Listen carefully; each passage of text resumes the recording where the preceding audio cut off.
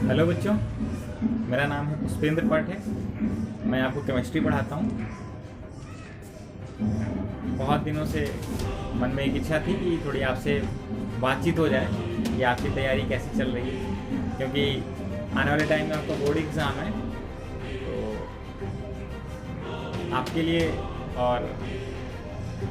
और भी जो चीज़ें हैं उस पर थोड़ी चर्चा की जाए, ताकि ये समझा जा सके कि एक बोर्ड एग्ज़ाम देने के पहले एक सफल विद्यार्थी की क्या स्ट्रेटजी होनी चाहिए, कैसे तैयारी करना है। वैसे तो आप सब लोगों ने तो बहुत ढेर सारे वीडियोस और कॉन्सेप्ट को देखना होगा, जिससे आपको आइडिया होगा।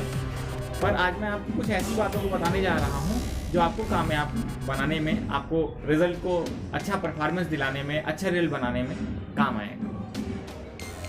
देखो, एक्चुअली है क्या कि अभी तो हम आपके लिए केमिस्ट्री लेकर के आ रहे हैं, बट मेरी कोशिश ये है कि जहाँ तक मैं नहीं पहुँच पा रहा हूँ और बच्चे हमसे पढ़ना चाह रहे हैं, जैसे आए दिन हमारे पास हमारे व्हाट्सएप पे, इंस्टा पे और हमारे टेलीग्राम चैनल पे आता है कि सर हम आपसे पढ़ना चाहते हैं, तो मैं ये चाहता हूँ कि उन बच्चों को भी मैं अपने लेक्चर्स को, अपने कॉन्सेप्ट को पहुँचा सकूँ जो हमसे काफ़ी दूरी पर है।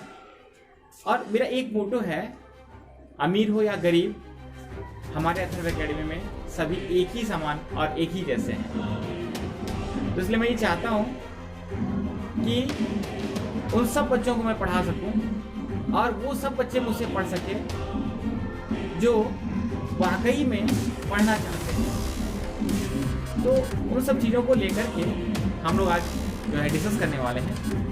जैसे कि आपके दिमाग में पहले परीक्षा के पहले ढेर सारे सवाल चल रहे होंगे, आपने तो बहुत ढेर सारी पहले से ही रणनीति बना के रखा होगा, क्या करना है, कैसे करना है, ये एग्ज़ाम में कैसे पढ़ने हैं, उसको कैसे पढ़ने हैं। तो बड़े देखो, मैं पहले ही एक बात बोलना चाह रहा हूँ कि बिलीव योर सेल्फ, अपने पे भरोसा करो। ऐसा मत सोचना कि मैं ये शॉर्टकट के लिए कोई एक स्पेशली यूट्यूब पे सर्च कर लूँ कि यार एक इम्पॉर्टेंट क्वेश्चन क्या है बोर्ड के लिए पार्टिकुलर सब्जेक्ट का, या मैं गूगल करना शुरू करूँ, सर्फिंग करूँ कि सर्च करूँ कि इम्पॉर्टेंट क्वेश्चन क्या है। वो सब नहीं काम का है। आप जो स्ट्रेटजी बनाते हो, जो साल भर की आपकी मेहनत है, वो आज काम आएगी। टू द पॉइंट चीज़ों को समराइज करना शुरू करिए, साथ साथ में अपने पढ़े हुए चीज़ों पर डेप्थ बनाइए। जो आपने नोट्स प्रिपेयर किया है, जो आपके टीचर्स ने पढ़ाया है या जो हमने पढ़ाया है आपको, उस पर फोकस करिए। और दूसरा बात ये फोकस करना है कि हमको लिखने की जो क्षमता है, हमारा जो फॉर्मेटिव स्किल है, जो रचनात्मक क्षमताएं हैं हमारी लिखने की, क्योंकि वहाँ आपको देख के तो नहीं लिखना है, खुद से लिखना है। तो जो आपका राइटिंग स्किल है वो बेहतरीन होना चाहिए। क्यों? क्योंकि जब तक आप लिखोगे नहीं ना, सब्जेक्टिव प्रॉब्लम्स को आप सॉल्व नहीं कर सकते। ठीक है, मैं केमिस्ट्री की बात करूँ या फिजिक्स की बात करूँ, तो केमिस्ट्री और फिजिक्स में जो न्यूमेरिकल्स है, तो न्यूमेरिकल्स में कई ऐसे क्वेश्चन होते हैं कि put the value get the result वाले होते हैं, बट आप छोड़ के चले आते हो। क्यों? क्योंकि आपका बेसिक क्लियर नहीं है। देखो भाई, मेरी बात तो थोड़ी बुरी लगती है आपको कि उसमें से बहुत कड़वा बोलते हैं, इससे मुझे बहुत कम लोग भी लाइक करते हैं, लेकिन बेटा जो मैं बोलता हूँ, फैक्ट बोलता हूँ, वो 2 मिनट के लिए कड़वी होंगी, लेकिन आपको सफल बनाने के लिए बहुत ही एक अजूब सा, एक अनोखा सा नुस्खा है। क्यों? क्योंकि जब आप पढ़ रहे होते हो ना, तो आप हवा में बहुत उड़ रहे होते हो, आप टारगेट बना लेते हो, चलो यार अभी तो एग्जाम दूर है, पढ़ेंगे। आज बुधवार है, आज छुट्टी ले लेते हैं, आज सैटरडे है, सेकंड सैटरडे है, फुल छुट्टी लेंगे, फुल मस्ती करेंगे। संडे है, दोस्त का बर्थडे है, और आप अपने मोबाइल पर यूं ही उंगलियों को घिस घिस करके अपने टाइम को वेस्ट कर चुके होते हो। दिमाग में आता है यार, सोनिया ऑनलाइन तो दिख रही है, लेकिन जवाब क्यों नहीं दे रही है। आपने विवेक, राहुल या किसी अपने दोस्त को फ़ोन किया, भाई आ जाओ, चलते हैं, शॉपिंग कराते हैं, चाय पी कर आते हैं। आप अपने ही टाइम को वेस्ट कर रहे हो। अभी भी टाइम है, अभी भी आपके पास 20 दिनों का टाइम है बोर्ड एग्जाम होने में। अपने आप को होश में लाओ। अगर आप होश में नहीं लाते हो तो बस वही होगा कि यार केमिस्ट्री नहीं आती, फिजिक्स नहीं आती, मैथमेटिक्स, बायोलॉजी नहीं आती, और आप सपना देखते हो बड़ा बड़ा, और अपने माँ बाप को भी धोखा दे रहे होते हो। जो आपके ऊपर पैसे खर्च कर रहे हैं उनको भी आप धोखा दे रहे हो। याद रखना बच्चों, खुद के लिए ईमानदार होना। क्यों? क्योंकि जो आपके ऊपर पैसे लगा रहा है ना, जो आपके पेरेंट्स हैं, जो आपके ऊपर पैसे खर्च कर रहे हैं ना, तो बहुत ही मेहनत से खून पसीने की कमाई को इकट्ठा करके आपके ऊपर लगा रहे हैं। आपको थोड़ा भी एहसास नहीं होगा कि वो कैसे कैसे आपको मैनेज कर रहे हैं, आपकी चीज़ों को कैसे मैनेज कर रहे हैं।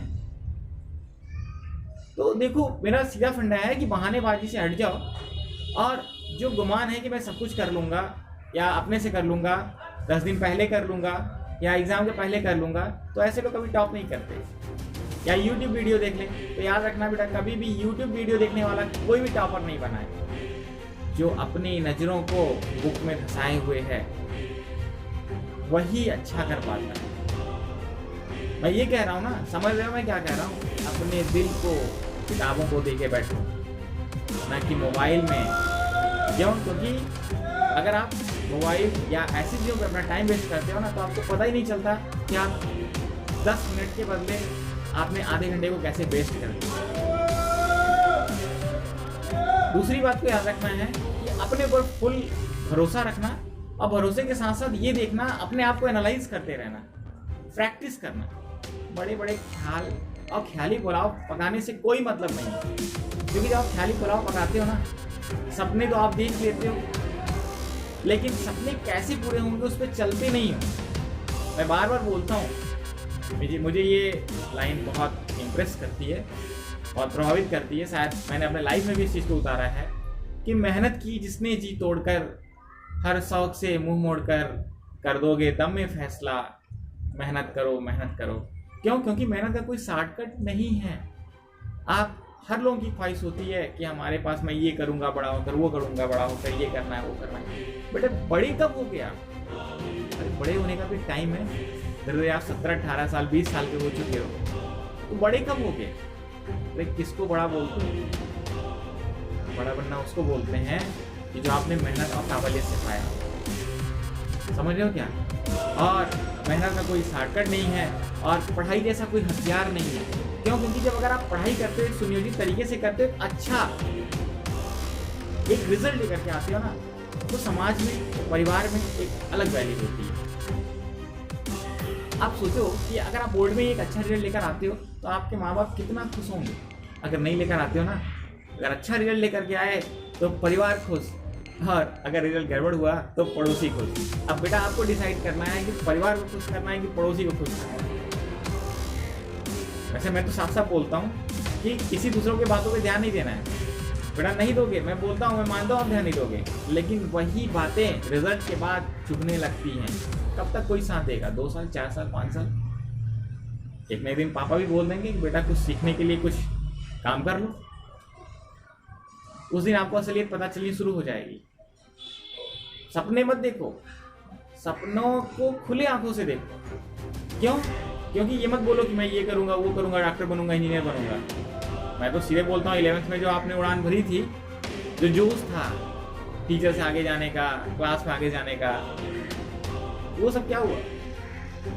अब आप क्यों आगे बोलते हो सर मैनेज नहीं हो पा रहा है, कैसा जाएगा बोर्ड? अरे यार खुश मत हो, आपने मेहनत किया है, अपने पे भरोसा रखो, लिखने की ज़्यादा क्षमताओं को डेवलप करो। ये नहीं बोल रहा हूँ हिंदी इतिहास नहीं लिखना है आपको, तो पॉइंट्स लिखना है, कॉन्सेप्ट होने चाहिए उस पर। इसलिए अपने काम पे फोकस करो, अच्छे से फोकस करो। और मैं बार बार बोलता हूँ, सिंह बनो, सिंहासन की चिंता मत करो। क्यों? क्योंकि रास्ते में, सफलता के रास्ते में बहुत ढेर सारी कठिनाइयाँ आती हैं, और ये सब सफलताएं तभी मिलती हैं जब श्रम आदमी करता है, परिश्रम करता है, हार्ड वर्क जिसको बोलते हैं। क्योंकि मैं बार बार बोलता हूँ कि no more than other, work hard more than other, expect less than other. और संस्कृत में भी कहा गया है कि श्रमेव परम यज्ञ, श्रमेव परम तप। श्रम ही सबसे बड़ा यज्ञ है और श्रम ही सबसे बड़ा तप है, और इससे ही आपको सब चीज़ें मिल सकती हैं। इसलिए बेटा फोकस करो, अपने काम पे फोकस करो। क्यों? क्योंकि जब आप सफलता के करीब होते हो ना, तो सफलता की हर एक सीढ़ी पर भौंकने वाला कुत्ता मिलता है, वही कुत्ते आपको परेशान करते हैं। तो किसका किसका जवाब दोगे? उनसे उलझो ना।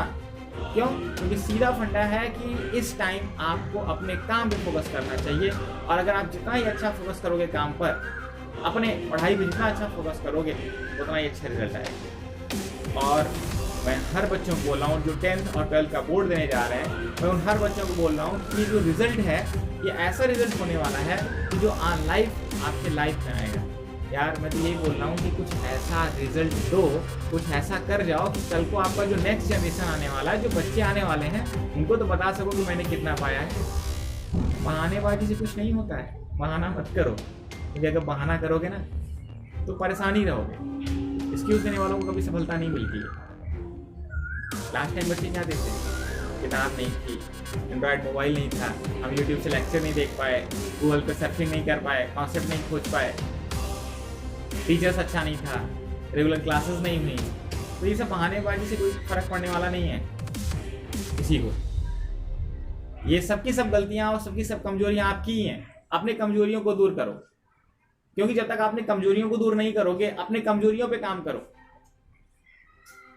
तब तक कुछ होने वाला नहीं है। समाज में लोग क्या कहते हैं, क्या करते हैं, उससे कोई फर्क नहीं पड़ता जिस दिन आप एक अच्छे रिजल्ट को लेकर के आते हो।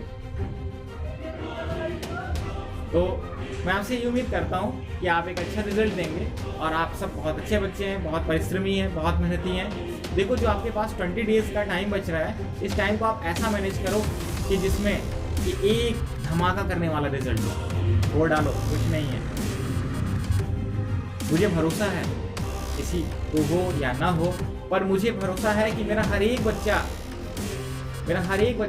एक ऐसा रिजल्ट देगा जो लोगों को सरप्राइज करने वाला है।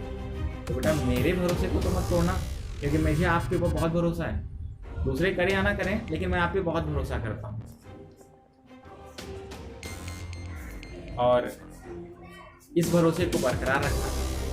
और अगर आपको कोई भी डाउट होता है तो आप हमारे व्हाट्सएप पे, टेलीग्राम पे, या आप हमारे ऑफलाइन कोचिंग में आकर के अथर्व एकेडमी में अपने डाउट्स को क्लियर कर सकते हो।